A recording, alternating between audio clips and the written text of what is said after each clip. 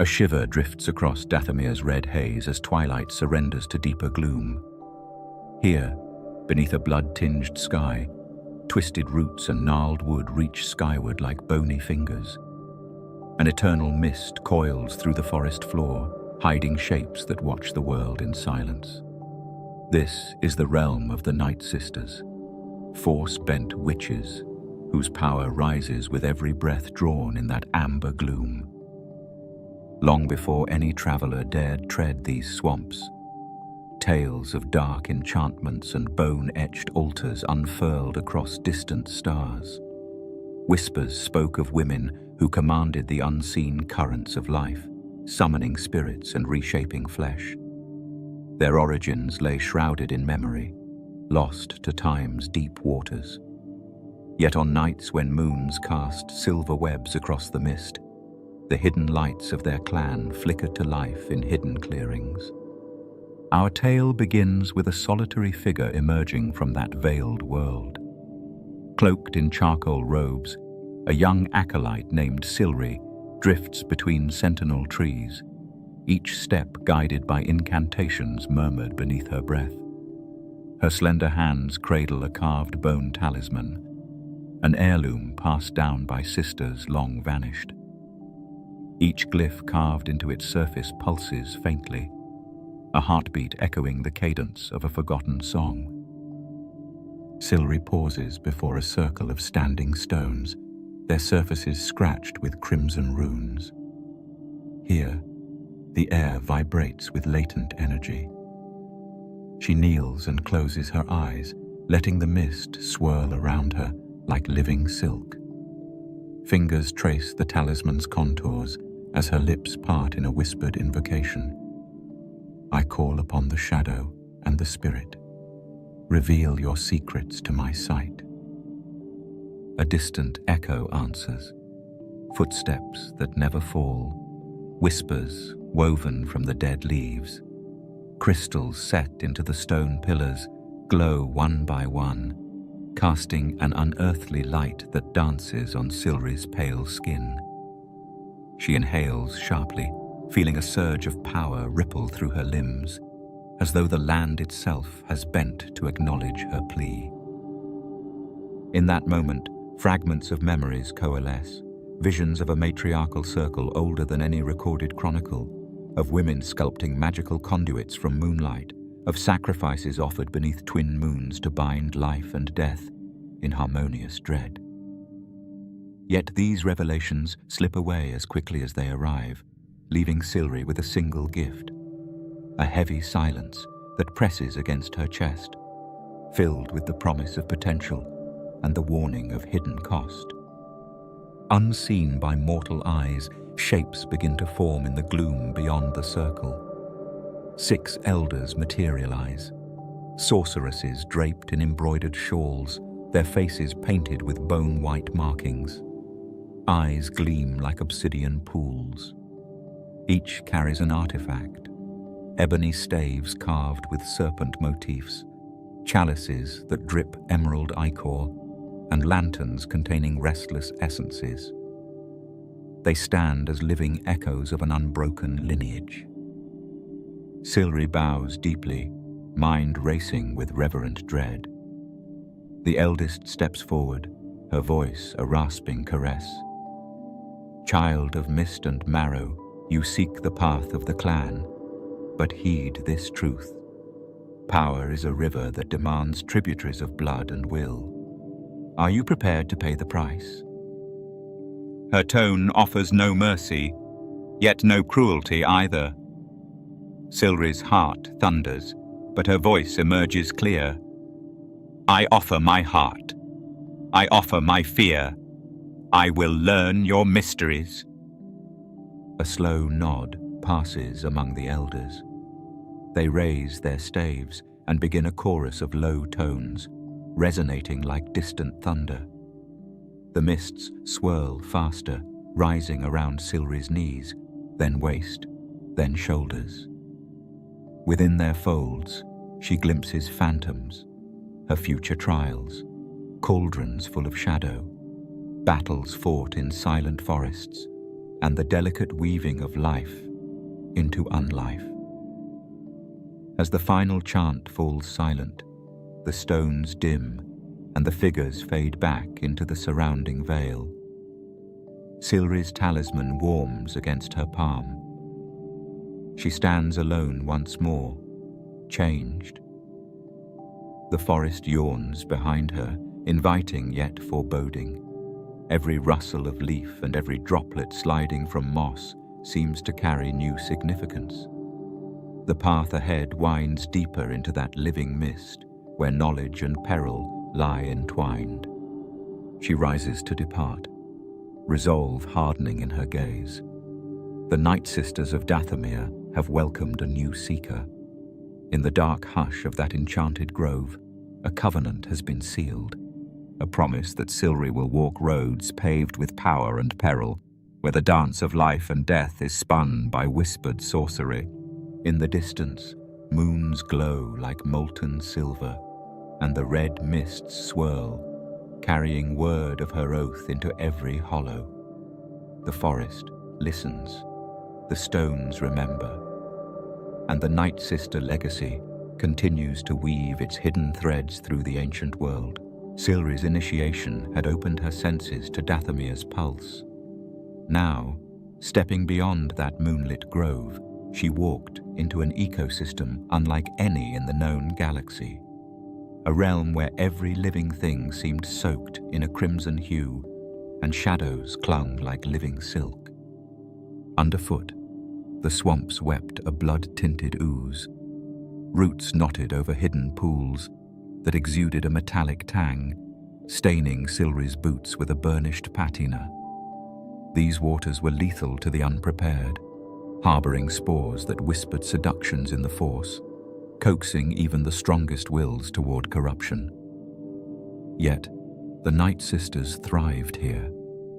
They drew power from the land's raw essence, weaving its dark currents into their incantations.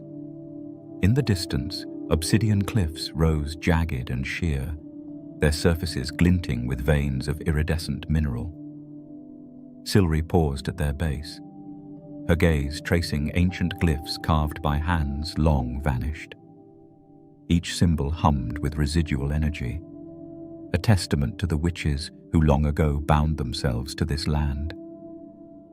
From these heights, thunder rumbled, a natural drumbeat that echoed Dathomir's status as a dark side nexus. Above, the sky churned in violent swirls of red and charcoal. Lightning forked through roiling clouds, its violet arcs crackling like the breath of distant spirits. With every storm, the Nightsisters gathered on high plateaus to harvest storm-forged energy, actors in an eternal ballet of creation and destruction.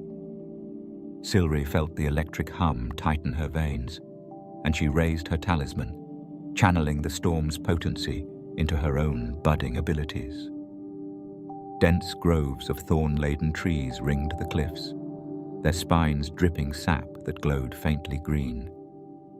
Silri brushed a thorn aside, releasing a plume of bioluminescent spores. Inhaling deeply, she sensed how even these plants responded to the force, their spores carrying memories of battles, of sorceries woven in moonlit rites, of the bloodbreaker pacts between witches and warrior spirits. Farther along the rocky shore, Silri discovered an ancient stone altar half submerged in a peat bog. Moss coiled over its surface, and dried blood dripped from its carved recesses. Here, the Great Mothers once commanded ceremonies binding their coven to Dathomir's heartbeat. Striking the altar's surface with a knuckle, Silri felt a pale warmth ripple through her palm, an echo of those primordial oaths. As she ventured on, the fauna came into view. Spectral herder wolves, their fur a living shadow, patrolled the borders of the swamp. Their eyes gleamed with uncanny intelligence as they passed beyond Silri's sight without breaking stride. Above, enormous bats swooped between gnarled canopies, their wing beats whispering half-heard lullabies. These creatures were drawn to the same dark currents that fueled the witches, binding predator and practitioner in a symbiotic dance. Silri's path led to a sunken grove where thorny vines wreathed a circular clearing. Within, dozens of witches knelt, their voices weaving a dirge-like chant. From the mist, a column of red smoke spiraled skyward, carrying fragments of the incantation into the storm. Silri joined the circle, her voice melding with theirs as she released the land's power back into the ether. The ground quaked, sending ripples through the swamp's edges. For a moment, the world seemed poised between life and unlife, every element drawn into the Coven's nexus. Moments later, the ritual ended. The witches rose as one, their forms radiating new strength. Silri felt a surge, an affirmation that the environment and the clan were inseparable. Dathomir was more than a stage for their dark rites.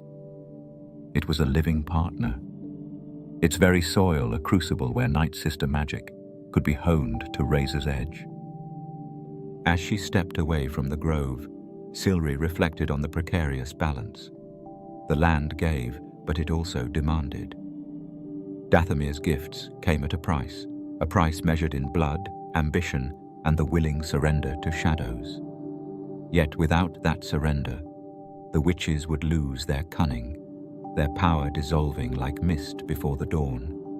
Emerging from the mists toward a winding path flanked by obsidian monoliths, Silri carried the lessons of Dathomir close to her heart. The red-black world would shape her just as she would shape it. With each breath of the swamp's fetid air, she felt both humbled and invincible, a hallmark of the Nightsister Covenant. Ahead lay deeper mysteries, hidden altars, ancient spirit gateways, and the promise of forgotten magics. Each step would bind her more tightly to this land, a world where the nights came alive with power, and every shadow harbored a new revelation. And so, Silri pressed forward, the blood-stained earth beneath her and the obsidian heights above, guiding her journey into the heart of Dathomir's dark embrace. Silri's boots sank into loamy soil as she followed a narrow path toward a hidden hollow where the Nightsisters gathered. The forest canopy overhead twisted into spiderweb patterns, filtering moonlight into silver filaments that danced on damp earth. In the center of the hollow, a ring of standing stones rose like silent sentinels, their faces carved with ancient runes that pulsed faintly, a heartbeat echoing the unseen currents of the Force. Here the witches practiced a form of magic neither Sith nor Jedi could claim. As Silri emerged into the clearing, she saw Mother Talzin at its center, arms outstretched. Her fingertips wept viscous green ichor, droplets falling into a shallow basin of obsidian glass. Each drop ignited sparks of energy that rippled outward, stirring spectral shapes that coalesced among the stones. Wisps of ethereal forms, spirits bound by oath and song, swirled in spirals before dissipating into the night. Talzin's voice rose, a low chant weaving through syllables unknown to standard Jedi texts.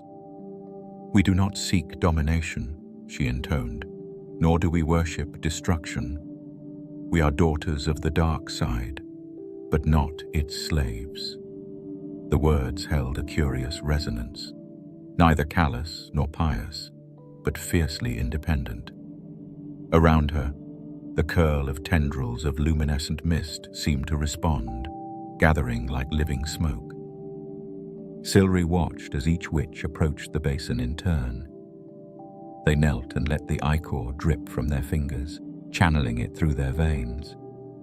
With each ritual uptake, their eyes glowed, emerald beacons that pierced the gloom.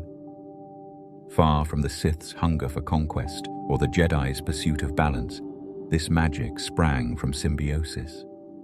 Witches drawing on the life-death cycle of Dathomir itself. Their philosophy held that the Force was a tapestry of many threads, and they alone could weave its fraying ends into new patterns. A young acolyte named Irissa knelt beside Silri, offering a wrist for the ritual. Silri felt the ichor's warmth as it passed inward, sending a prickling surge through her veins. The world sharpened. The bones of the standing stones rang like chimes, and she felt the spirit's gentle tug at her mind, beckoning towards secrets older than any star map. She inhaled the forest's damp scent, tasting earth and decay, and understood that power here required devotion to both creation and dissolution. Once the ritual completed, the witches rose together, chanting in unison, their voices layered into a harmonic resonance that vibrated through Silri's core. She sensed the dark side not as a monolithic void, but as a living river, its currents both nurturing and destructive. Through this communion, the Nightsisters shaped chances for healing and hexes alike.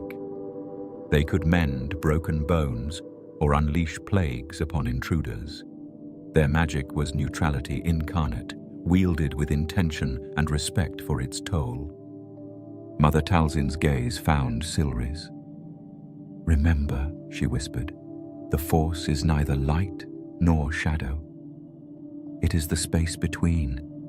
We are the midwives of its true power."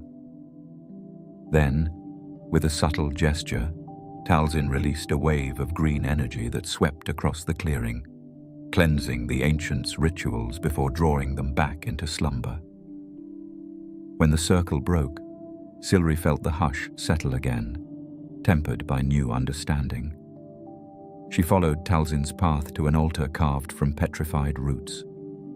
Here lay a book bound in dark leather, its cover etched with the same runes she had seen on the trees.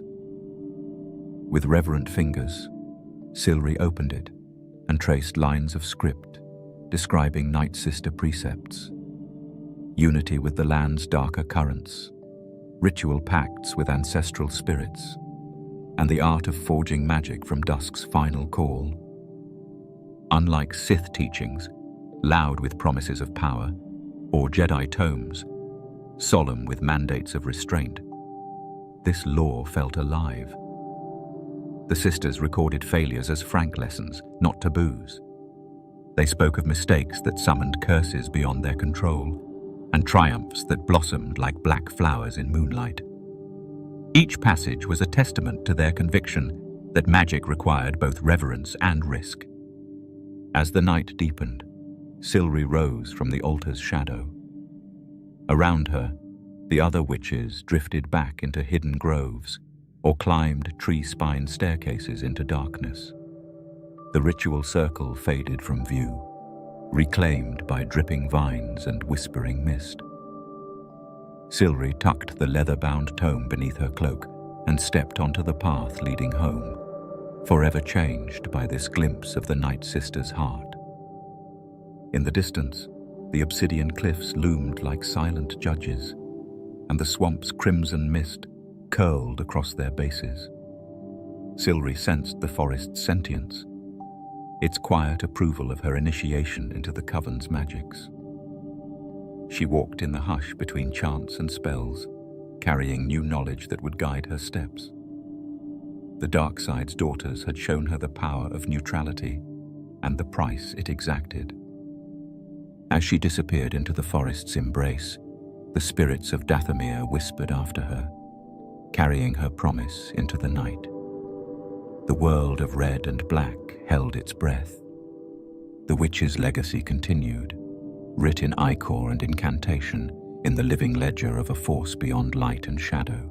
A chill wind rattled the bone-white branches above as Silri approached the grand pavilion carved from living roots and obsidian stone. Lanterns of phosphorescent fungus cast an unearthly glow on a circle of weathered trunks. At its center stood Clan Mother Talzin, towering, regal and unyielding. Talzin's skin was streaked in stark bone-white patterns, the pigment etched meticulously across her cheekbones and forehead. Her hair, woven with raven-black tendrils, cascaded to her waist, She raised arms encrusted with rings of carved bone, guiding swirling vapors from a massive iron cauldron that sat upon a dais of charred roots. Within the cauldron, a violet smoke writhed like living serpents, each curl responding to her silent command. "Mist weavers," Talzin's voice echoed, soft yet resonant. "Hear my plea." Her words wove through the clearing, stirring every hidden spirit. Our world must stand alone, unbound by alien edict. At her feet, the swamp's crimson waters stilled, as though gravity itself bowed in homage. Silri watched the scene unfold. This was no mere ritual. It was a proclamation. Talzin's vision had shaped the Night Sister way, to preserve Dathomir's sovereignty against all who dared encroach, be they Republic envoys or Sith lords. Under Talzin's guidance, the witches had forged alliances with darkness itself, yet never relinquished their autonomy. Once Talzin had been a wanderer beyond the border mists, drawn back by an ancestral calling. Legend said she communed with the first spirits bound by Dathomir's ancient matriarchs. From that communion, she emerged transformed, no longer a seeker, but a sovereign. She challenged the old hierarchy, weaving a new order where power flowed equally through every coven member, united under her steady hand. Clan mothers, once 9, had pledged fealty to Talzin when her influence eclipsed theirs. On that sacred night, each laid her bones at Talzin's feet, forging a single, unbreakable matriarchy.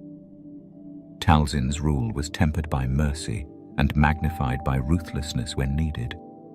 Under her banner, the Nightsisters had repelled incursions from nearby star systems, their dark sorcery a shield against stormtrooper legions and Jedi purges alike.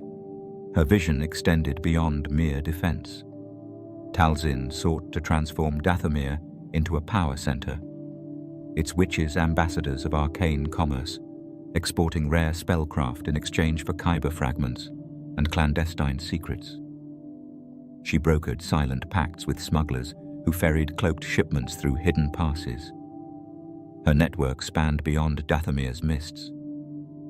Whispers of her power reached Coruscant's slums and Imperial archives alike. Yet it was Talzin's encounter with Count Dooku that solidified her legend. Under a moonless sky, she met the Sith Lord at an altar hewn from bone. Their alliance was born of mutual need. Talzin required protection from the Republic's ever-advancing forces. Dooku sought the Nightsisters' necromancy for his own designs. The bargain was sealed in ichor and oath, granting the Coven influence in wider galactic conflicts without ever ceding dominion over Dathomir. Above the cauldron's writhing mists, Talzin's gaze flicked towards Silri. "Child," she intoned, "remember this. Freedom demands sacrifice. Strength requires unity. We yield to none."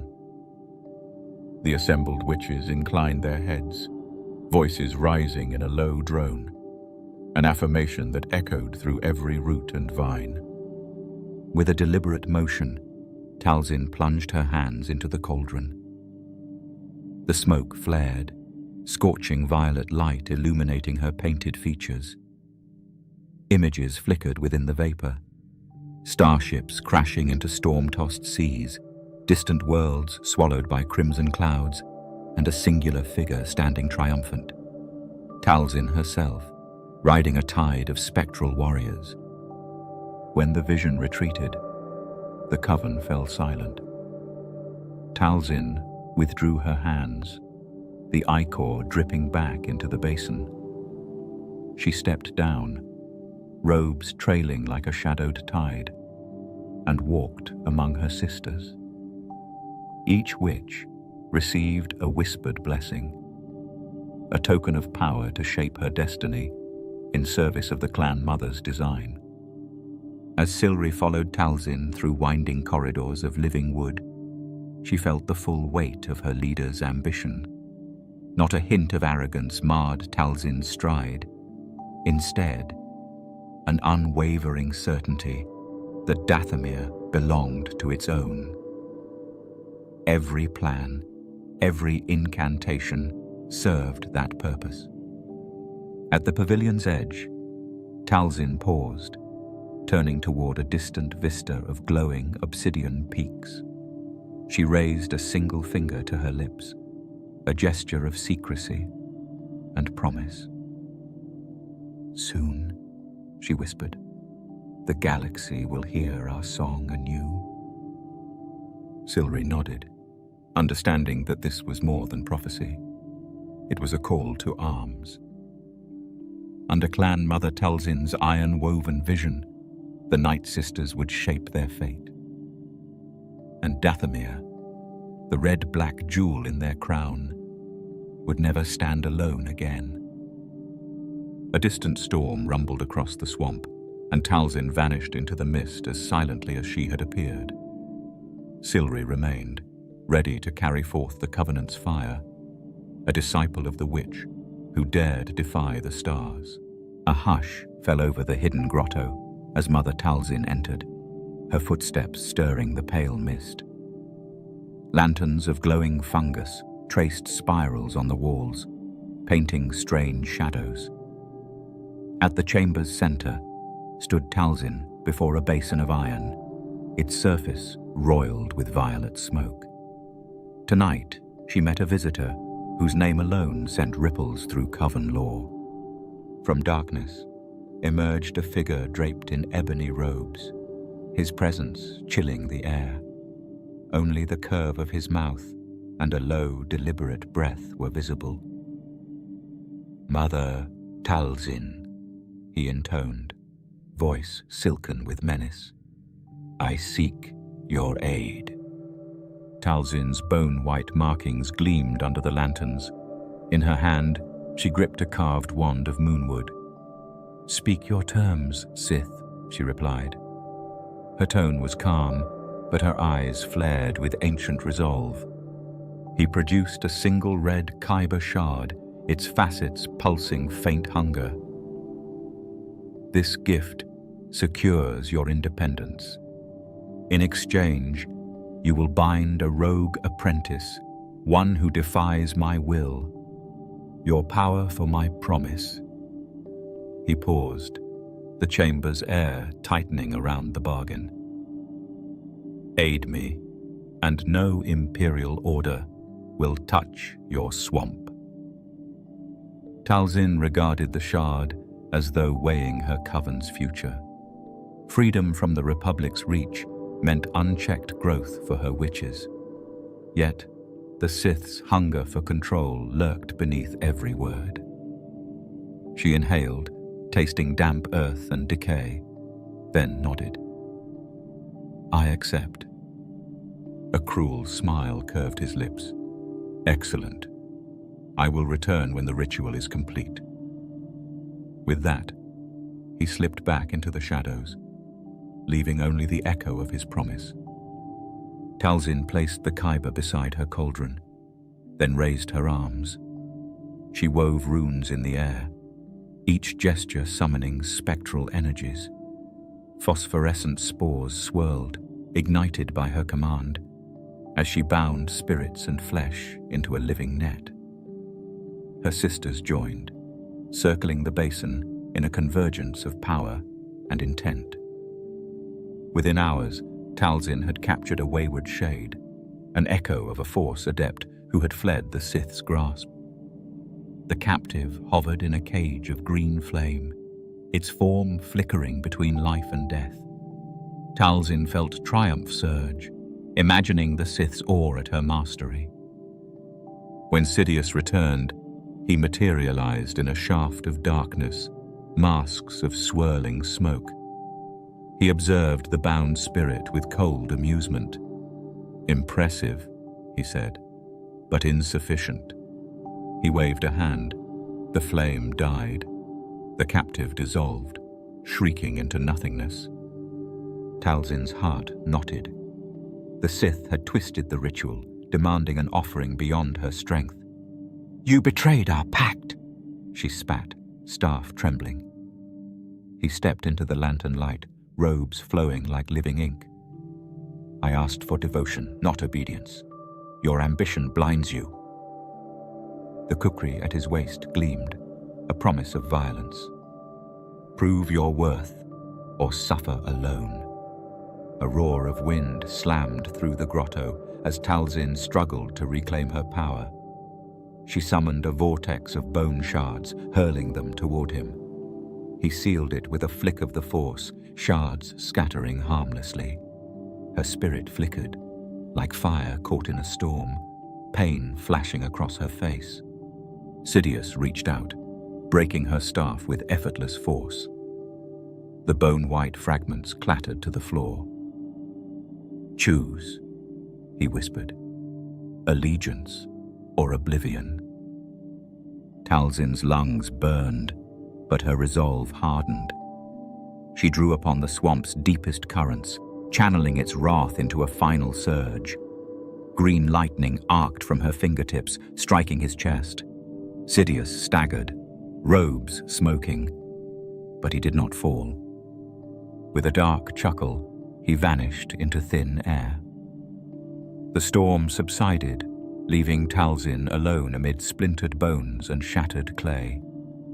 Her coven, apprentices and elders, cowered at the grotto's edge, their eyes wide with dread. Talzin knelt before the ruined altar, breathing deeply. The Kyber shard lay buried in ash, its promise broken. She had bargained for power and found betrayal instead. In that silent chamber, her spirit flickered like a dying lantern. Outside, Dathomir's mists curled through the crippled sanctum, as though mourning the coven's fractured fate. Talzin rose, staffless but unbroken.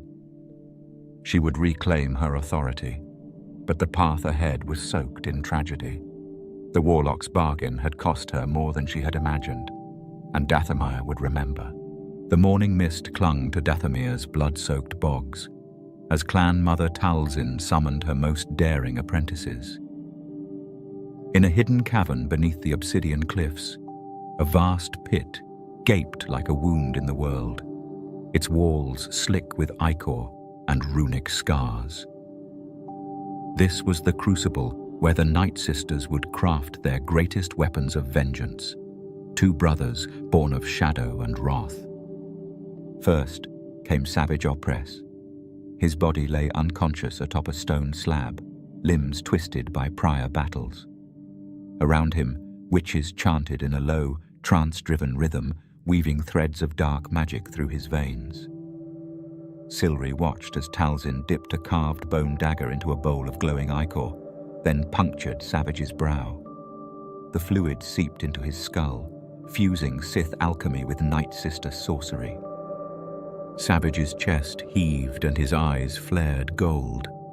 Muscles rippled beneath his ebony skin, transforming frail flesh into a whirlwind of strength.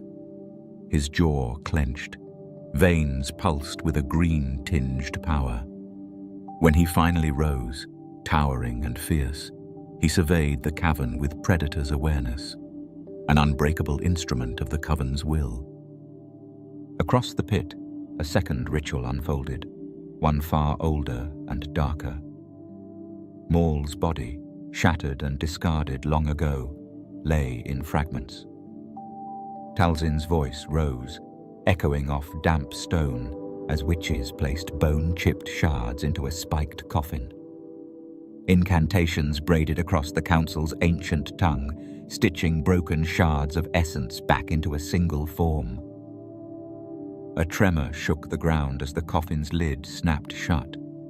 Light leaked through the cracks, pulsing red, then green, then crimson once more. With a final, ear-splitting crack, the lid burst open. Maul stumbled out, eyes burning with murderous clarity. His horns gleamed, and red-black facial tattoos seemed to dance with life. Yet beneath that rebirth lay a hollow core, ravenous madness honed by centuries of silence. Savage knelt beside his resurrected brother, kneecaps cracking under his weight. In that moment, two beasts, one sculpted by dark science, the other bound by ancient sorcery, stood as living testaments to the Coven's ambition. Their bond was forged in blood and ritual, yet each bore unique purpose. Savage to serve as unstoppable fury, Maul to stalk shadows with cunning vengeance. Talzin addressed the pair, her voice carrying the authority of millennia. "You are the claws and teeth of our revenge. Carry forth Dathomir's wrath and carve fear into every heart that threatens our sovereignty." The witches echoed her oath, hands raised to lend their power. Over the weeks that followed, the brothers trained beneath the cliff's overhangs. Savage's dual axe cleaved through stone pillars as Sister Kyla channeled spells to temper his ferocity. Nearby, Maul practiced stealth ambushes, disappearing into darkness only to strike with twin sabers that cleaved obsidian effortlessly. Their strength seemed limitless, imbued by the living land itself. When their training concluded, Talzin led them to the swamp's edge. There, she summoned visions of distant targets, Imperial outposts, Republic supply convoys, and traitorous warlords who dared plunder Dathomir's mist-choked riches. Each assassination had to be swift, precise, and untraceable. Their first mission targeted a mining colony on a neighboring world. Under cover of night, Savage stormed through power conduits, taking down guards with brutal efficiency. Maul slipped between shadows, severing comms and luring commanders into traps of vicious illusion. The Coven's reach extended beyond Dathomir's mists, their vengeance carved into the galactic web. Yet with each spectre of death unleashed, Maul's madness grew. Whispers of past betrayals echoed in his mind, fueling a cold fury that even Talzin's spells could not fully contain. Savage, too, wrestled with the beast within, only anchoring his humanity through towers of brutal training and nightly communion with the clan's spirits. Talzin watched from afar, aware that her creations edged toward autonomy. She had woven her magic into their marrow, but she could not control the unique spark each bore. In Maul's haunted eyes, she glimpsed a hunger that mirrored her own, and in Savage's relentless drive, the raw will to survive beyond any covenant. One twilight, as the brothers prepared for a midnight raid, Savage turned to Talzin. "What lies beyond service?" he rumbled. "I am bound to your will, yet I feel destiny calling." Talzin's expression remained unreadable. "Our path shapes yours, as yours shapes our future. Embrace your purpose, yet remember you were born for more than blades." Maul watched in silence, twin sabers glowing red at his side. In that moment, the Coven's greatest gamble took form. Two warlocks, sculpted from history's shadows, wielding power neither Sith nor Jedi could match. Their loyalty was earned in blood rights and Swamp's heart, yet their ambitions, like talons, could one day rend the very coven that forged them. As the night deepened, the brothers strode into shadow, leaving Dathomir's red-black world behind. Their legend had begun, two sons of Dathomir, bearing the Nightsisters' promise of vengeance across the stars. And in the silent mists, Talzin watched them go, mindful that every creation bore the seeds of its own undoing. As Talzin's crafted sons strode into the mists, another chapter of Dathomir's dark song unfolded, one written in iron collars and broken hopes. Beyond the Nightsisters' cauldrons lived the Nightbrothers, male warriors born into servitude, bound by oath and sorcery to their witch mistresses. Silri stepped through a ring of torchlight to a training ground carved into red clay. Rows of collared figures moved in unison, their shackles clinking in a rhythm that matched distant drums. Each Nightbrother held a curved blade, faces lined with resignation. Overhead, silent witches watched from wooden platforms, their expressions carved in stone-cold judgment. These men bore tattoos of exile, spiral symbols etched into shoulder and chest, marking them as property of the Coven. Their collars, forged from blackened iron and bound by Talzin's own magic, linked them to the witch's will. A single thought from a Night Sister could wrench control, turning human flesh into weapon and force. Silri observed one young Nightbrother, his blade stroke stiff but determined. He moved with the discipline of a soldier, yet lacked the spark of choice in his eyes. When he paused, sweat dripped down his temples, and his shackled hands trembled. A witch above flicked her wrist, and he flinched, resuming his drills with renewed vigor, obedience forced by arcane chains. This twisted hierarchy served two purposes: power and balance. The Coven harnessed brute strength without spoil of emotion while preserving their own safety. Nightbrothers guarded ancient temples, patrolled the swamp's borders, and waged war against incursions, all without question. In return, they received sustenance and shelter beneath Dathomir's blood-red canopy. But, more precious than food, they craved freedom, a yearning as forbidden as it was unattainable. Silri approached the young warrior at day's end.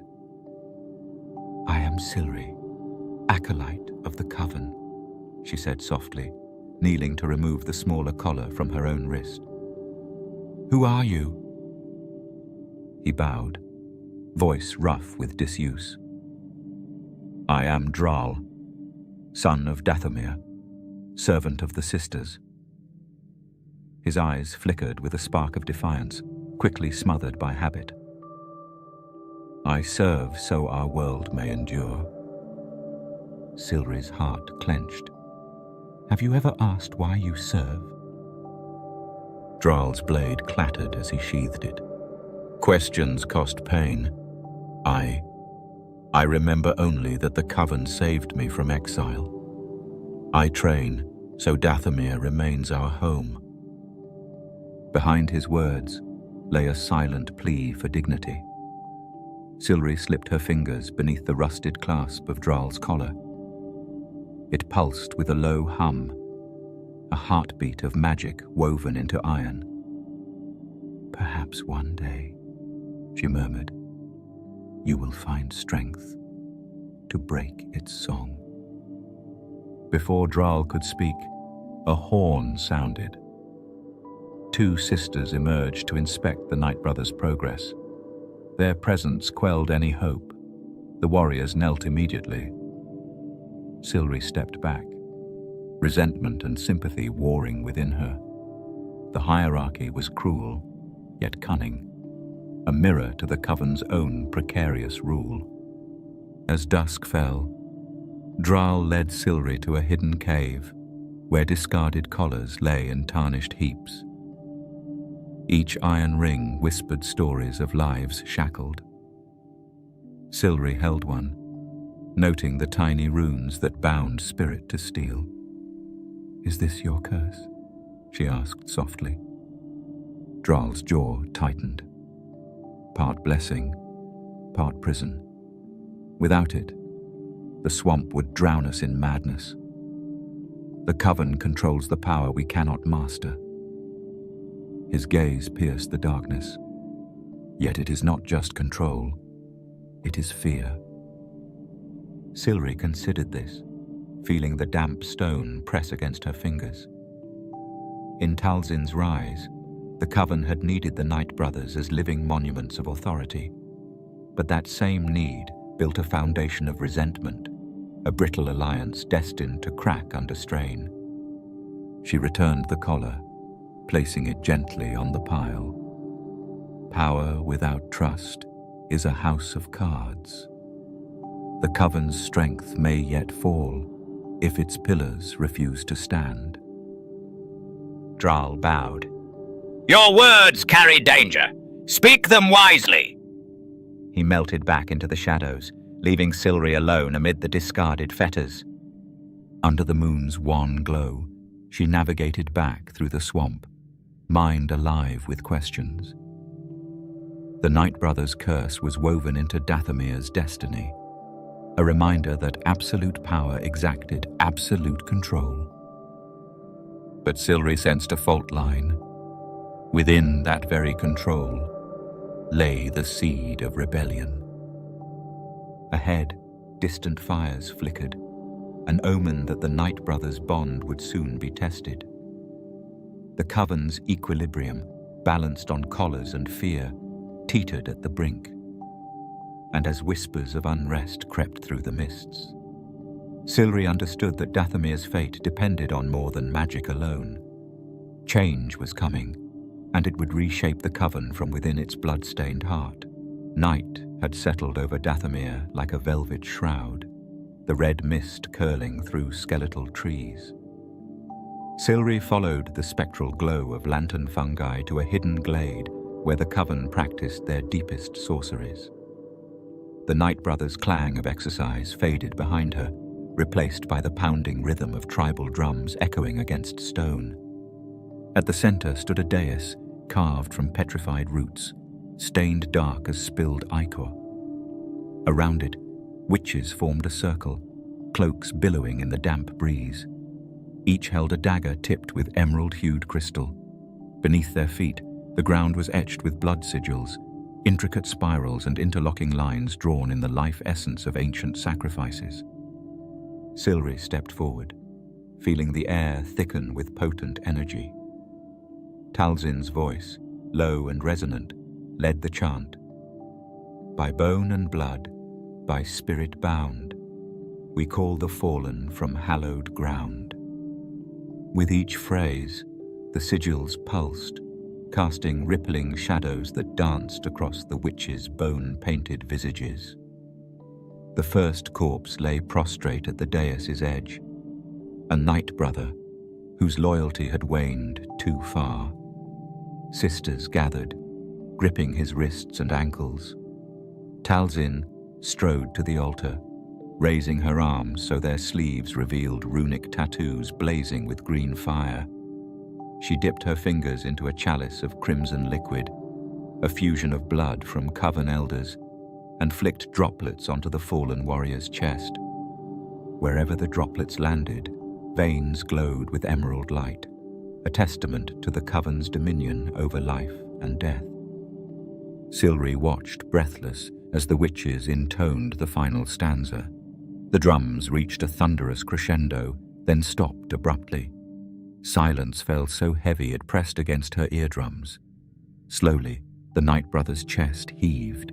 His eyes snapped open, glowing orbs of living jade, filled with a blank, obedient focus.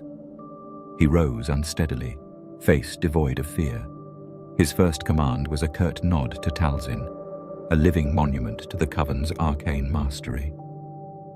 Before Silri could blink, another form lay at the dais' opposite side, a sister who had perished in a failed gambit against an Imperial patrol. Talzin's expression softened as she approached, running a finger along the sister's wound.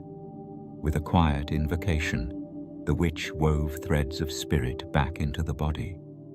The sister's lips twitched, and she inhaled sharply, eyes flickering to life. Pain crossed her features briefly, then subsided as Talzin placed a lantern fungus behind her ear. The glowing lantern pulsed, synchronizing with the newly awakened heartbeat. Each resurrection carried a price. As Silri sensed the siblings of life rejoining existence, a toll resonated in her chest, a reminder that power demanded sacrifice. The Coven whispered that their strength came from the void between worlds, where spirit and blood met. To command that void, they had to relinquish parts of themselves, tethering their souls to Dathomir's darkest corners. Talzin stepped back, watching the newly risen warriors and witches find stamina. The restored sister bowed, lanterns glow in time with her breathing. The Night Brother cracked his neck, flexing newly infused sinew. Both were silent tribute to the Coven's authority. Silri crossed the clearing to a circle of younger acolytes, each practicing minor rites, extracting candlelight from sap, binding wisps of mist into temporary forms, and whispering names of the dead to test their connection. Their eyes shone with wonder and trepidation, aware they stood on the precipice of knowledge few could fathom. Nearby, Sister Nissa summoned a spirit bound to Dathomir's oldest oak. The spirit rose, translucent and swaying, fingers outstretched before dissolving into motes of green light. Nissa smiled, collecting the motes in a crystal vial. "Remember," she whispered to Silri, "there is no finality. Death is but a gateway. Will is the key." As the night waned, Talzin raised her arms once more, dismissing the drums of power. The resurrected knelt, witches lowered their hoods, and the glade exhaled. The sigils faded to ash, and the corpses, restored in both flesh and spirit, melded back into the Coven's ranks. Silri stepped into the clearing's center, fingers brushing the iron chill of a discarded collar. She recalled Draal's yearning for freedom and the Night Brothers' servitude. Here lay the Coven's double-edged gift, dominion over mortality, but at the cost of absolute control. Talzin approached, her gaze steady. "You have seen how we shape life and bind death," she said. "Now you must learn when to wield such power and when to surrender it." Silri bowed, heart pounding with both reverence and caution. Under the pale red moon, she understood that the rite of blood and spirit was more than resurrection. It was the essence of the Nightsisters' covenant. Through these rituals, they claimed sovereignty over fate itself. As the glade returned to shadow, the resurrected departed in silence. The Coven's secrets swirled back into the swamp's breath, awaiting the next moonlit ceremony. Silri lingered a moment longer, tracing the faded sigils at her feet, before stepping into the mists, carrying a new understanding of life's fragile weave and the power to unravel it. The dawn broke harshly over Dathomir, its red haze shredded by columns of smoke and flame. Bells of alarm, black iron chimes, clanged through the swamp as the Republic's war machines descended. Twin gunships roared overhead, their engines scorching the murk, hunting for witches in their hidden hollows. Silri raced through tangled roots, heart hammering against her ribs. The ritual circle's glow had barely faded when blaster fire erupted among the pines. Shadows danced on dripping bark, punctured by crimson bolts. A half-chant died on her lips as she saw witches struck mid-incantation, bones cracking, spirits flickering away in silent screams. Above the chaos, General Grievous's flagship hovered like a talon poised to crush. His metallic form, a twisted echo of life, strode across a floating platform. 4 lightsabers, spun in practiced malice, whirled through the air, rending robes and severing wards. Each fallen witch unleashed a flicker of green mist, dissipating against the gunship's heat. Burning embers raced through the canopy, igniting the mist like wildfire. Swamps boiled, birthing hissing steam that choked the living. Silri heard the swamp's lament, a guttural wail beneath the Republic's bombardment. She pressed against a charred trunk, inhaling singed air, steeling herself to run deeper into Dathomir's tangled heart. But the massacre spared no sanctuary. Grievous's droids, sleek and merciless, swept through the undergrowth, Their red photoreceptors glowed as they cut through protective wards. Anywhere smoke thinned, blasters found hidden covens. A sister's echoing cry faded in the cracked bark. Another faded into the bog's fetid waters. Talzin emerged amid the inferno, her bone-white tattoos stark against soot. She stood on a rocky crag, arms raised defiantly as vines writhed to form a living barrier. Blaster bolts struck the barrier, shattering it into splinters of green light. Grievous advanced, his voice synthesizer crackling. "Your magic is powerless." Talzin's eyes blazed. She summoned a final torrent of energy, sending ripples of corded force through the gunship's hulls. Engines sputtered, blasters misfired. For a breath, the assault halted, as if the swamp itself had thrown them back. Witches dashed forward, spirits blooming in spectral waves, pressing the advantage. Then, Grievous unleashed a weapon of his own. A gravity mine detonated at Talzin's feet. The explosive tore a crater into the crag, torrents of stone and mud spraying skyward. The clan mother's form blurred in the blast's smoke. When the dust settled, Talzin was gone, her presence erased like ink in the rain.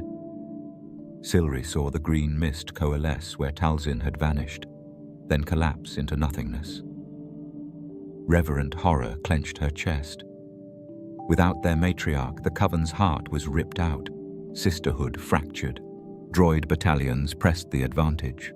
Nightbrothers, freed from their collars, fought desperately but fell in droves. Silri caught a glimpse of Draal's fierce charge against the mechanical legions, his roar swallowed by the blast's echo. Then he, too, fell beneath a hail of blaster fire.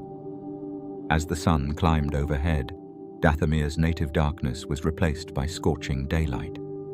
Fires raged uncontrolled, turning mist to noxious steam. The forest's green glow dimmed, sacrificing its life to extinguish the flames. Silri stumbled through ash and splintered roots, every breath laced with loss. In the massacre's wake, only pockets of resistance remained. Coven acolytes huddled in clefts, nursing burns and broken Magicks. The swamp's song was silenced, replaced by the mechanical drone of Republic troops. Blaster bolts carved crimson scars across every tree trunk. Silri reached the old altar of bones, where Talzin had first claimed her power. She knelt amid shattered idols and spilled ichor. Hands trembling, she traced a rune etched centuries ago, an oath of survival and vengeance. Though the coven lay shattered, its legacy endured. In blood-stained earth, she vowed to keep the witch's spirit alive. Above the charred clearing, gunships receded into the pink sky, leaving behind a world forever changed. Dathomir's mist rolled over the scars, hiding them in an unending tide. But the swamp would remember. In its darkest depths, remnants of the coven would gather again, harvesting sorrow into new sorceries. Silri rose. Blood and ash splattered on her robes.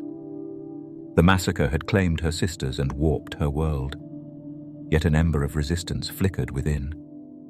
Dathomir's witches would rise once more, guided by shadows and fueled by grief. And in time, the swamp would sing again, with power reclaimed. As she disappeared into the haze, Dathomir wept. Its tears of mist, a promise that the Nightsisters' song was not yet silenced. Moonlight filtered through ragged clouds as Silri crept among crumbling pillars of a ruined temple. Charred beams and fractured stones lay half-buried in peat, their contours softened by creeping moss. Here, once the coven's heart, where chance had woven storms and summoned spirits, now only echoes remained. Each step stirred pale mist that rose like ghostly fingers. Silri paused, sensing currents of the Force ripple through the air. It was as though countless voices whispered across the veil, blending sorrow with defiance. She closed her eyes, reaching beyond sight to touch the lingering echoes of her fallen sisters. Among the ruins, slender shapes drifted, emerald phantoms born of ancient rites. Their forms flickered in and out of view, a sister's silhouette kneeling in remembrance, a pair of Nightbrothers standing guard in silent vigil. These apparitions bore no threat. Instead, they offered quiet counsel.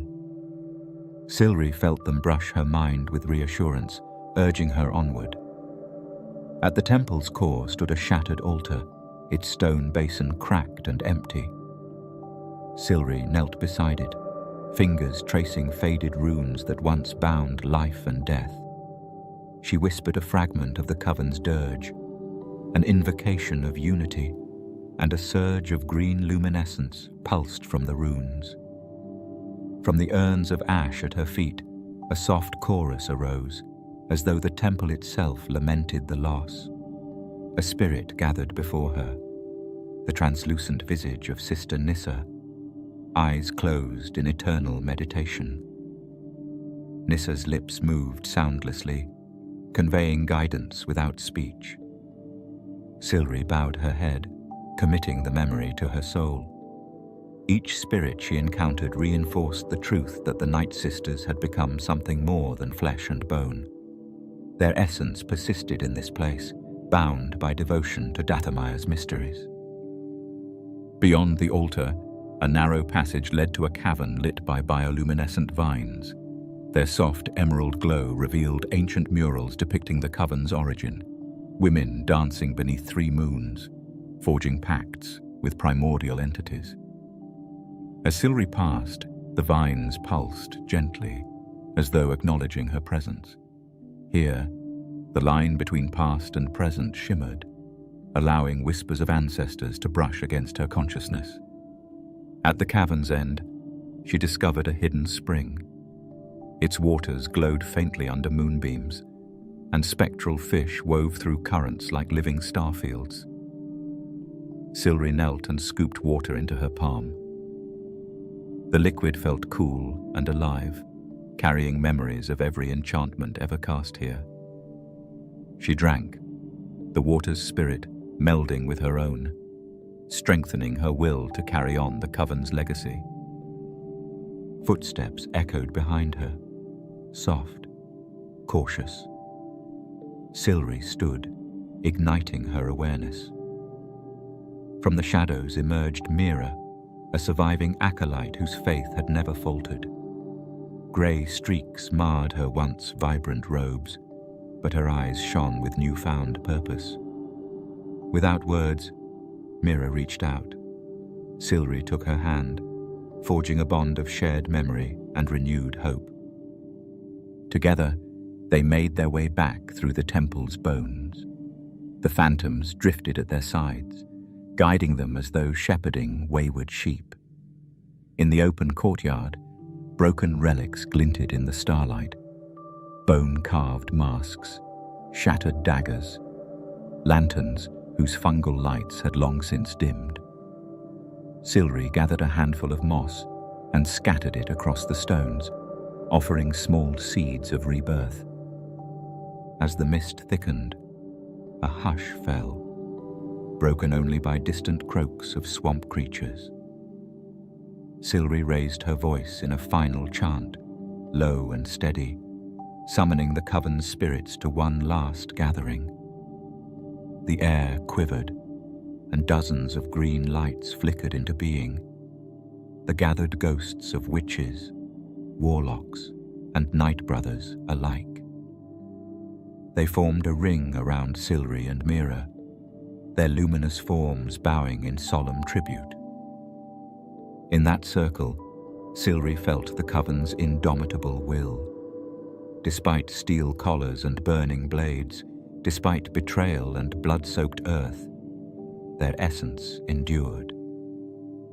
The force itself bore witness, its currents strengthened by this sacred communion.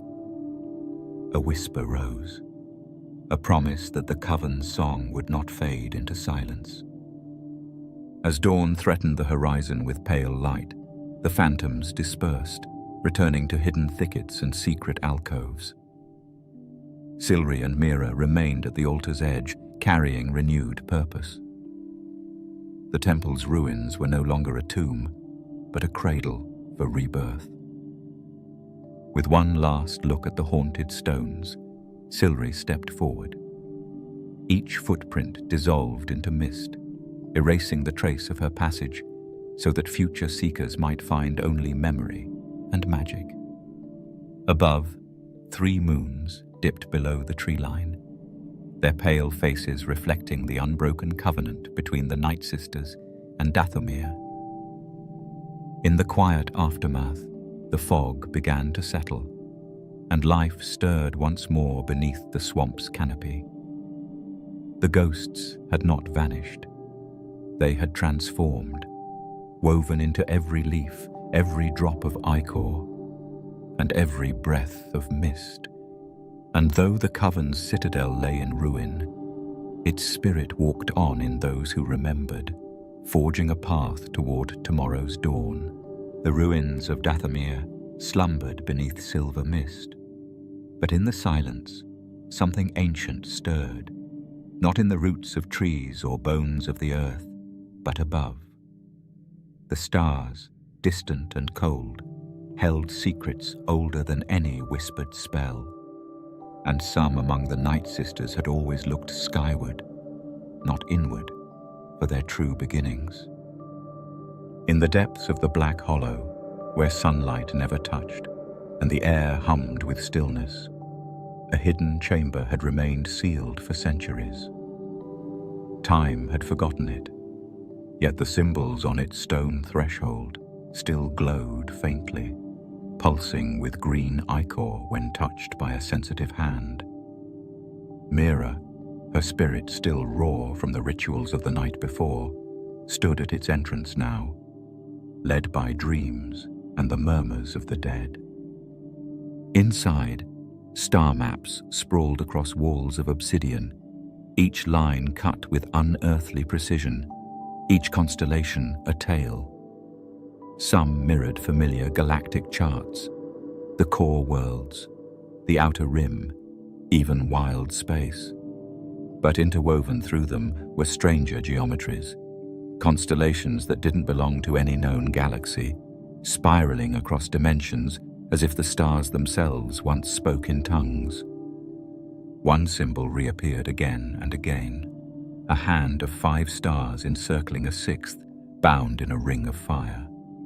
Mira's fingers hovered over it, feeling a pulse beneath the stone, a rhythm like a heartbeat. She whispered the Nightsisters' ancestral invocation. The chamber answered. A central pedestal stirred, sliding open to reveal a tome bound in hide, older than any Dathomiri tongue. Its pages shimmered with script that shifted like mist, refusing to be read by the unworthy. As Mira turned the pages, the glow of the glyphs reflected in her wide eyes. These were not mere records of the past, but visions of origin, a record of another time, another place, perhaps another world. Above ground, the sky darkened unnaturally as storm clouds gathered without thunder. In the wind, the voices of long-dead sisters wove through the leaves, speaking of a place called Peridea, of pathways between stars, known only to those who listened through the Force. A gate beyond space, guarded not by stone or spell, but by sacrifice. One vision struck Mira like lightning. A woman, faceless yet familiar, stood upon a cliff not of Dathomir, but somewhere else. Her arms raised not in incantation, but in farewell. Behind her, starships blazed across the sky, heading into the unknown, fleeing or returning. This was not legend. This was migration. The witches of Dathomir, it whispered, had come from somewhere beyond the known galaxy. They were not merely born of swamp and blood.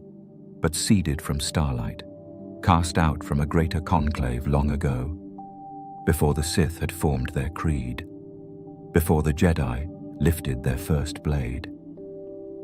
Back in the hollow, the stone maps shifted, stars rearranging themselves under unseen hands. Mira fell to her knees, overwhelmed by truths her mind barely grasped. Yet through the storm within, a message emerged. The Nightsisters were but one flame in a greater constellation of power. Their extinction on Dathomir had not ended the legacy. It had scattered it. Some fragments remained hidden in the wilds of the galaxy, artifacts buried in dead moons, sigils etched on derelict stations, and whispers carried by those who could not forget. Others had fled through time itself, re-emerging when fate permitted, drawn by instinct back to the great calling beyond. Mira rose, cradling the ancient tome to her chest. Around her, the chamber dimmed once more, the glowing runes fading into dormancy. The hollow would not open again for a long while, not until another seeker heard the stars' song. Outside, the mist had cleared. Dathomir's night sky glittered with 1,000 watchful eyes. One star, faint and red, pulsed irregularly near the galactic edge. It was no longer just a star to Mira, but a beacon, a reminder that their story extended past charred earth and broken bones. The Force stirred with ancient memory. The sisters had risen and fallen, but not vanished. Somewhere in the dark beyond hyperspace, they waited. Not dead, not forgotten, only sleeping. And in the silence between galaxies, the stars whispered still.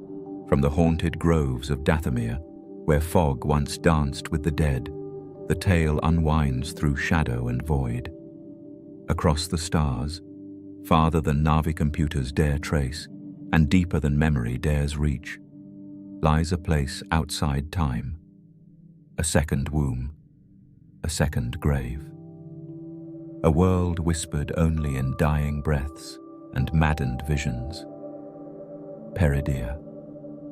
There, in a realm without starlight, the galaxy forgets itself. Peridea is not merely a planet. It is exile crystallized. It drifts beyond the boundaries of the known galaxy, cloaked in cosmic silence, caught in the whirl of a storm-born sky. A place that ancient navidroids recorded, only to lose again. A place charted by no Jedi, no Republic. A world erased by distance and folded into myth. The stars above Peridea do not shine. They swirl, slowly, coldly, around a cyclonic eye of void, as if gravity itself mourns. No sun warms the land. The winds howl not with air, but with pressure shifts of ancient vacuums. The world is cloaked in pale greys and blackened rust, its terrain broken and hollow, riddled with clefts where nothing ever lived. Floating above those riven cliffs, suspended not by physics but will, looms a temple. Cracked, eternal, built from stone that remembers pain. Its monoliths defy geometry. They lean inward and outward at once, as though rejecting the physical laws of any galaxy. This was no place made for mortals. Inside the temple, time moves oddly. Flames flicker in reverse. Reflections linger after the source has gone. At its core, a dais hovers above a fracture in the stone, where pale blue mist seeps endlessly from below, like breath from a sleeping god.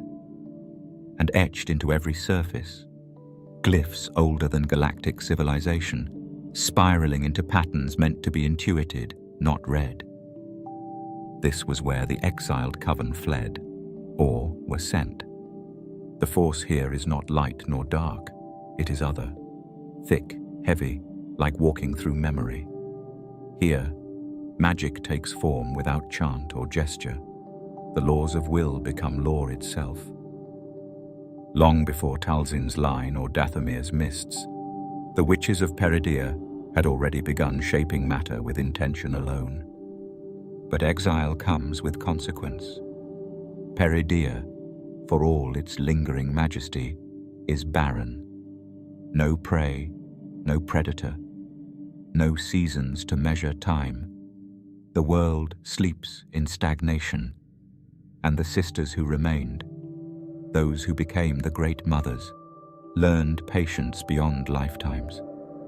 Their power deepened, but so too did their stillness. Motion became ritual, language became tone, names faded, and in their place, archetypes endured. Mother, weaver, seer. They waited, watching the stars turn from a place no starlight reached, watching the spiral of galaxies grow distant, then unfamiliar. Their link to Dathomir, a thread frayed and snapped. Their bodies withered, but their spirits endured. Each sister became a vessel for ancestral voices. A chorus carried through flesh, barely holding form. Their faces were bone-painted, not by choice, but by the bleaching of years uncounted. Their robes bore sigils that pulsed with memory, not fabric. They became conduits, not merely women. They were time, held still. And then something stirred the silence. A pulse in the void, a calling. A ship, foreign, familiar, pierced the ancient sky, trailing fire like a comet. It echoed with the Force, but not the soft flow known to the Jedi. This was raw and red, unharnessed, wounded. The Great Mothers stirred. Their chants resumed after an age of silence, not in greeting, but in preparation. For the galaxy they had left behind had remembered them, and it would soon remember why they were cast out. The temple's inner stones began to hum. Symbols blinked to life one by one, as if in response to a long-promised signal. From exile came vision. From silence, design. The witches had waited in the dark. And now, the tide had shifted. The veil between galaxies was thinning. Peridea was waking. And as it did, the Great Mothers would not return as seekers. They would return as judges. They came not with banners, nor blasters, nor boast. The galaxy barely noticed their return. No grand fleets heralded their arrival. No Jedi foresaw their rise. Yet, in the chill corners of the Force, in the trembling breath between dreams and death, something ancient stirred, and the galaxy shivered. The Great Mothers, entombed in patience for millennia upon Peridea, no longer slept. Their presence bled back into the galactic consciousness like ink in water, slow, certain, uncontainable. It began with whispers in the outer rim, odd transmissions caught in static, ships disappearing in starless reaches, ghost signals echoing across long-dead frequencies. Explorers chasing hyperspace anomalies encountered ruins carved with unfamiliar glyphs, structures too old to be charted, pulsing faintly with unnatural life. Holograms found buried beneath moons flickered to life at mere proximity to the Force, revealing visages of matriarchs long dead, or perhaps never truly gone. Their faces, half veiled in shadow, bore expressions of serene dominion. Their voices did not speak. They resonated, humming in one's bones rather than ears. The messages were not pleas, nor threats. They were declarations, prophecies etched in layered language only the Force sensitive could interpret. And the message was simple. The mothers are waiting, and they remember. In secret corners of the Imperial remnant, some began to listen, dark adepts, remnants of cults, seekers of forgotten paths, each drawn not by power, but by purpose. The Sith sought domination, the Jedi sought harmony. The Nightsisters, especially those who survived, sought balance through will. The Great Mothers, however, were something older. They did not seek at all. They were. Thrones carved from the fossilized remains of extinct leviathans rose once more within the floating temples of Peridea. Each throne bore symbols burned not by fire, but by thought. Inscriptions that curled and shifted as one stared, mirroring the heart of the observer. And on each throne, a figure emerged from the shadows. Mother Actropor, with eyes like dried obsidian, unblinking and still. Mother Clothau, whose fingertips danced with crimson filaments of fate. Mother Lexis, draped in robes that shimmered like oil and memory. None moved quickly. None spoke above a whisper. And yet even a Sith Lord would tremble before their gaze. Their awakening was not loud, for the power they drew upon needed no spectacle. Their return echoed across the Force itself, a seismic ripple felt not in stars, but in spirit. Jedi meditated and found their minds pulled into alien visions, starless skies, green flames, and bone-laced hands reaching across the void. Even the world of Mortis, lost to most and legend to all, flickered in brief resonance, as if recognizing kin. The mothers did not forget the betrayal of Sidious, the burning of Dathomir, the extinction of their kin. But vengeance was not their goal. Their will was colder, deeper, ancient beyond ambition. The galaxy, once rid of their influence, had grown brittle, soft, unbalanced. Now it was time to correct the wound. Their first gesture was not war. It was alignment. Dark adepts drawn to Peridea were not recruited. They were absorbed, bound by ritual. Their names dissolved, their identities rewritten by the tide of ancestral will. They became vessels, voices for the endless coven. Holocrons corrupted by Sith hands sparked erratically, reacting as if in warning. Jedi texts burned from within, pages dissolving into ash mid-recitation. All signs pointed to a shift in the very current of the Force. But the galaxy, still fractured from civil wars and imperial collapse, could not see the pattern yet. Only a few suspected. Those who had seen Dathomir fall. Those who felt the fog of forgotten magics rising from graves untouched by time. A tremor in the spiritual foundation was building. The ancients had awakened, not to reclaim a throne lost, but to reshape the order that rose in its absence. And in the quiet between systems, the Force whispered a name it had not spoken in lifetimes. The Echo Route, the place of beginning, the path home, the reason for exile. The galaxy had grown unfamiliar, but the Great Mothers remembered what came before the stars. They would return not as guests, but as architects of a forgotten truth. The return of the Great Mothers was not a beginning, it was a reckoning, the conclusion of a cycle spun long before hyperspace lanes were drawn, or galactic maps carved in steel. To understand the true nature of their power, one must follow it back through veils of myth and shadow, to the very event that cast them into the void beyond the stars. Before Dathomir, before Peridea, before Exile, in the time before time, when the Force pulsed raw and undivided through the cosmos, there existed no Jedi, no Sith, no codes or councils. There were only seekers, scattered peoples on scattered worlds, awakening to the call of the unseen current that flowed through all things.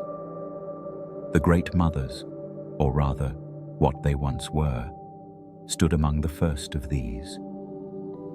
Not warriors, not zealots, but weavers. Mystics who shaped the Force not through domination or submission, but through alignment. They called it thread weaving, a discipline both art and instinct. Through it, they guided life, death, and fate itself. They saw the Force not as light or dark, but as a tapestry, one in which their role was to mend, alter, or sometimes sever the threads of destiny. Where others sought absolutes, they embraced contradiction, birth and decay, healing and destruction, mercy and vengeance. This philosophy drew attention and fear. Among the first galactic orders to rise from Force sensitives were those who would become the Jedi. They formed from a desire to bring order to chaos, to temper power with principle. But they could not abide the Great Mother's unorthodox approach. What the Jedi called balance, the Mothers called control. What the Jedi deemed sacrilege, they understood as necessity. Tensions grew. Secret councils were convened, and from them emerged the decree that would fracture the ancient Force tradition forever. The Weavers were to be severed from the cosmic fold. The betrayal did not come in battle, but in ritual. A convergence was called under pretense of unity, a gathering of the galaxy's oldest Force traditions. The Weavers arrived in trust, bearing tomes etched with sigils of peace and offering seeds of harmony. But the moment their feet touched sacred ground, the rite was reversed. The temples twisted, the skies bled crimson, and the Force itself recoiled. Sigils were torn from their tomes and branded as blasphemy. Their names were struck from records, their lineages condemned. Those who could flee did so. Others were consumed, mind, body, and spirit, by the backlash of a broken pact. The survivors, led by a triumvirate of the strongest matriarchs, turned to the stars. Guided by instinct and by fate, they followed a tear in the galactic weave, a path not charted, but felt. At its end, they found Peridea, a barren, brutal world on the edge of the known and the unknown. It was a prison, but it was also refuge. There, amid ancient ruins not built by their hand, the exiles carved a new identity. Their pain became ritual, their banishment a legacy. The Force on Peridea was colder, older, more volatile, but it recognized them, and in its depths they found allies, not beings of flesh, but remnants of a time before even them. Spirits, echoes, the first whispers of the Thread Mother. Through suffering, they were remade. The Force, as the Jedi and Sith knew it, moved in linear fashion, light and dark, rise and fall. But the Great Mothers no longer moved along those lines. They wove beneath them, around them. They waited, not in stasis, but in preparation. Their blood, once diluted and scattered, thickened anew through generations of silence. What was once a fracture had become a new loom entirely. The galaxy had forgotten the true crime, that it was not darkness the Great Mothers embodied, but complexity. That they were not banished for evil, but for ambiguity, for refusing to choose between the extremes that the others worshipped. And now, that ambiguity returned, not to ask for forgiveness, but to reclaim what was theirs before the lie of balance was ever spoken. They were not the fallen? They were the forgotten thread. The story of the Great Mother's exile might have ended in silence, lost to the frayed edges of the galaxy. But silence is a womb, and from within that void, something ancient stirred anew. Peridea, once thought a grave, proved instead to be a crucible. Here, far from the jealous reach of Jedi or Sith, Dathomiri magic was not only preserved, it evolved. The cold stones of Peridea bore no memory of the exiles who first arrived, hollow-eyed and wearied from betrayal. But the world itself remembered something older, forgotten forces that whispered through ley lines and hummed beneath obsidian peaks. And as the Great Mothers adapted, they listened. At the heart of their new dominion, deep within a canyon scorched black by time and tide, they carved out a temple, the Cradle.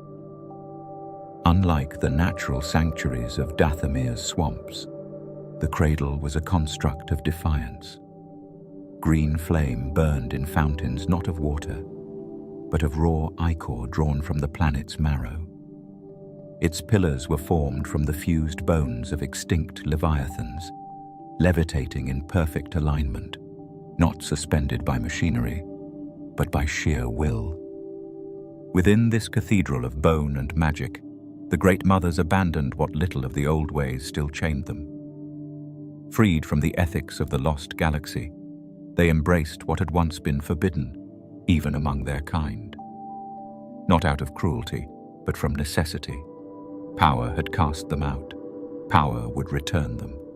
Their magic deepened, not as the Jedi or Sith defined strength, but in breadth. They learned to split their spirits into echoes, to walk outside their bodies and cast judgment across stars. They learned to animate fleshless husks, not merely as puppets, but as vessels for ancient intelligences once locked in stone. They learned to bind thought and memory into crystal, creating libraries that spoke in screams and whispers, in truths unspoken by time. One ritual, known only as the womb of cinder, allowed the mothers to sacrifice a fragment of their soul to fuel a spell of permanence.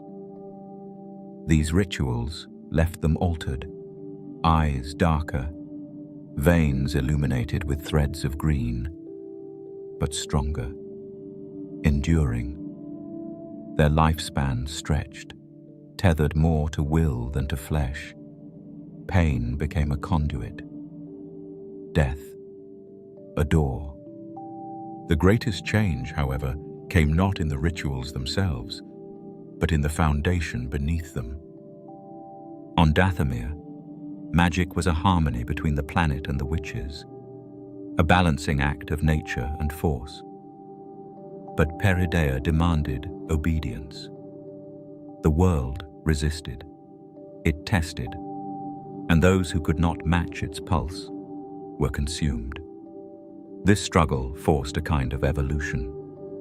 Their chants grew harsher, their glyphs more abstract. The green ichor they summoned now hissed with unfamiliar potency, denser, more volatile, a reflection of the alien currents beneath Peridea's surface. The Cradle became more than a temple. It became a forge. There, new kinds of incantations were born, blood tethers that could bind a target across light years, soul fires that could ignite even in vacuum, and the most secret of all, the Threadwell, a convergence ritual capable of summoning all versions of a soul across timelines into one form, gaining their memories, power, and scars. The galaxy had moved on, forgetting the thread it had severed. But in this realm of green flame and silent bone, the exiled coven wove something monstrous and magnificent. A new strand in the Force's great weave, dark not because it was evil, but because it was unknown, unmapped, and unbound. The Great Mothers were no longer simply witches. They were architects of essence. They shaped the building blocks of destiny, not just for themselves, but for the galaxy that had rejected them. Each flame in the Cradle was a memory, each hovering skeleton a promise. Peridea was no longer exile. It was origin. And now, with their power fully matured, they would look again to the stars, not as outcasts, but as progenitors, not to reclaim what was taken, but to remake it in their image. From the Cradle's green flame and ancient bone rose not just a new order of magic, but its sovereigns. As the Great Mothers deepened their command of Peridea's essence, leadership passed from collective ritual to concentrated will. Thus emerged the triumvirate. 3 mothers whose strength, vision, and cunning surpassed all others. Clotho, Actropar, Laxis. Individually, each was a force of nature. Together, they formed the axis of a reborn coven. Their seat of power was not a throne in the traditional sense, but a sanctum of convergence. A cavernous chamber of black stone veined with pulsing green light. At its center, a vast, mirrored pool. The waters shimmered not with reflection, but with prophecy, memory, possibility. Around it, the 3 veiled figures stood in perfect formation, cloaked in the silence of judgment. When they spoke, their voices came as one, yet bore the unique timbre of each mind behind the veil. Clotho, the seer, stood always to the east of the pool, where the morning light of Peridea, faint though it was, first kissed the stone. Hers was the gift of foresight. Her whispers reached into the strands of time, not to predict, but to pluck and reshape. Her veil was laced with threads of crystal, and beneath it, her blind eyes gleamed like polished opal. It was said that she had torn her own vision from her skull in exchange for sight beyond the veil. To the west stood Actropar, the executioner. She wore a robe of interwoven sinew and ash-colored silk, her presence a blade honed to divine edge. While Clotho wove futures, Actropar severed the past. She dealt with action, not theory. Her magic bled through muscle and bone, power wielded like war. The corpses of challengers, lovers, and traitors alike formed the pillars of her personal archive. Each bone etched with runes, each soul bound for reference. Between them, ever at the northern arc of the pool, stood Lachesis, the binder, the quietest, yet perhaps the most dangerous. Where Clotho saw what could be, and Actropar enforced what must be, Lachesis understood what was. Her role was continuity, the weaving of thread to thread, past to future, thought to action, life to death. Her spells held the coven's memory in place, and its secrets in silence. Her veil shimmered faintly with iridescent ink, symbols shifting with every word she spoke. They said she could bind ideas into reality, make thoughts manifest, turn prophecy into law. Together, the triumvirate did not merely rule, they defined. Every edict, every vision, every ritual passed through their triune will. Disagreement was rare, though not absent. When it came, it was handled not through argument, but through the pool of concord. Each would cast a single drop of ichor into the mirrored waters, and the one whose drop sank last would forfeit her vision. Such disputes were few, but each had rippled across centuries. Their dynamic was not one of harmony, but balance. Clotho's ethereal certainty tempered by Actropar's ruthless clarity, held together by Lachesis's ever-knotted tether.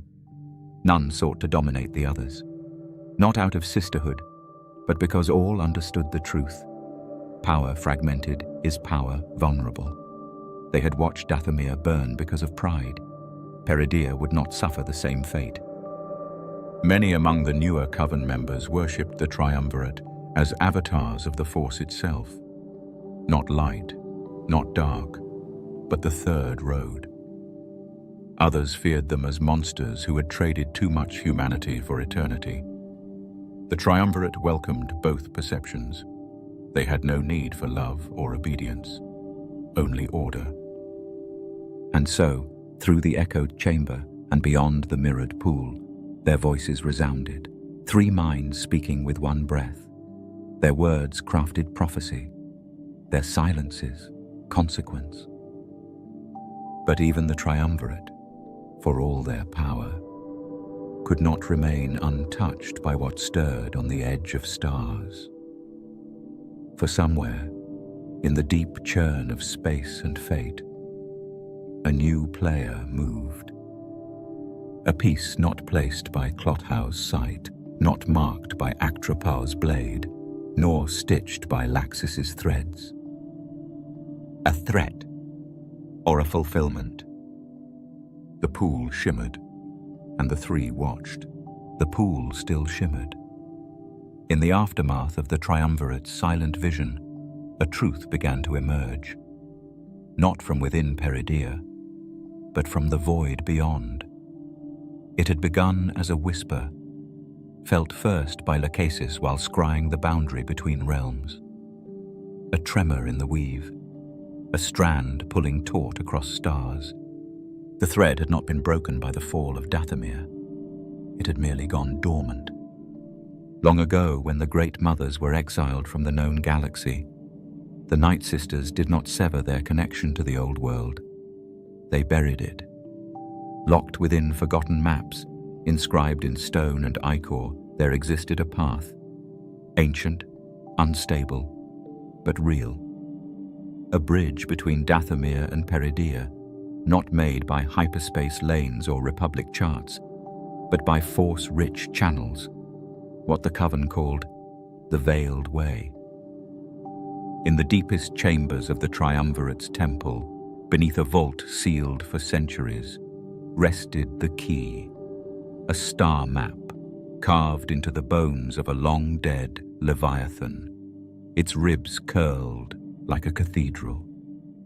Across those white spines danced green symbols, Nightsister sigils that glowed softly when touched by magic.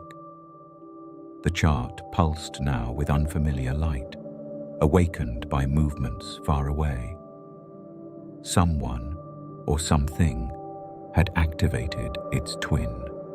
Elsewhere, in the galaxy, the Triumvirate had forsaken. That twin had been unearthed. Beneath Dathomir's ruined surface, in a tomb swallowed by time, explorers seeking power, or perhaps merely survival, had disturbed it. Their presence had sparked more than curiosity. It had reignited an old covenant. Clothow stood before the star map's echo, her fingers outstretched. The lights surged along the chart, forming a constellation never seen in Republic archives. A shape, not of the stars themselves, but of a corridor, folded space, compressed by will and ancient design. The bridge was no simple tunnel. It was a rite. It responded not to coordinates, but to belief, to blood. With each pulse, memories stirred. Lachesis recalled the original sealing of the bridge, the chants, the lives given, the worlds aligned. It had taken 3 generations of bloodline binding to ensure that none could simply stumble upon the Veiled Way. And yet now, through time and loss, the thread was vibrating, calling. Someone had found part of it. The Triumvirate did not speak aloud, but understanding passed among them. If the connection could be reopened, so too could their influence return. Not as whispers, not as remnants, but as presence, dominion. The galaxy that had forgotten them would remember. The Sisters of Dathomir were not extinct. They were returning home. Actropal, whose wrath had always simmered below the surface, clenched her clawed hand and pointed to a specific intersection on the star chart, a place where the old galaxy bled into the new. It marked a place of convergence, a world known to Jedi archives as Seatos, but to the ancient coven as the Anchor, a gateway stone lost to myth. It was there that the bridge could be reforged.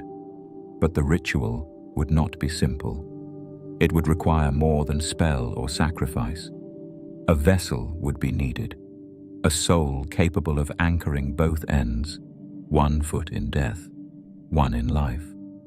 Someone shaped by Dathomiri magic, yet unknown to the Great Mothers.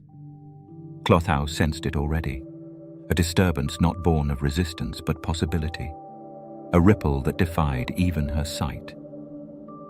Laxis traced the thread gently, murmuring words that hadn't been spoken in millennia. The light responded, blooming along the carvings, forming a silhouette. The shape of a woman cloaked in shadow, green fire flickering in her eyes. A future uncertain, yet undeniable. And far away, in the galaxy that once cast them out, winds stirred over Dathomir's grave. A voice whispered through fog. The bridge had begun to hum. The thread between worlds was pulling tight. The bridge was not yet complete, but already the stars had begun to shift. As the green lights of the veiled way faded into darkness within the temple, a new presence approached Peridea, not one born of magic, but of calculation. The still skies above the dead world trembled as an artificial anomaly tore through the void. The Eye of Sion, an immense ring of metal and silence, emerged from hyperspace with the grace of inevitability. Its arrival cracked the stasis of the Exile world. Something foreign had come. The Great Mothers stood upon the black stone balcony of their citadel, gazing skyward.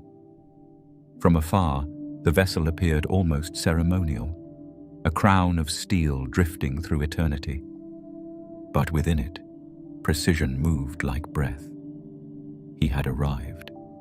Grand Admiral Thrawn, once thought lost to myth and time, stepped through the ancient courtyard gates, flanked by his night troopers, soldiers wrapped in decay and ritual alike, armor bearing the stains of survival and rebirth.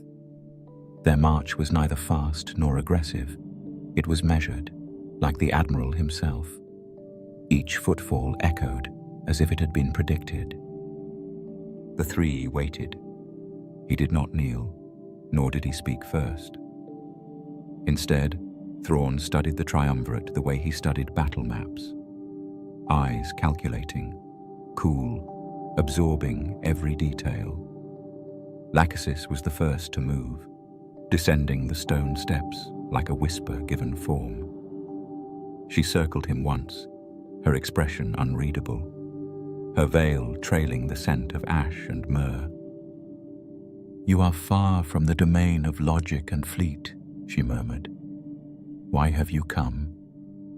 Thrawn inclined his head, not in reverence but in acknowledgement. "I come seeking restoration.